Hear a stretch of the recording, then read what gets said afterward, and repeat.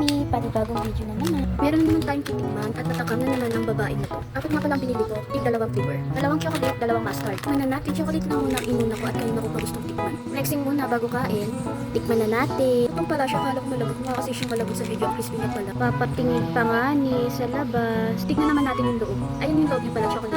Malamang chocolate siya. Niloloko ko na kayo dyan. In fairness, masarap pag chocolate.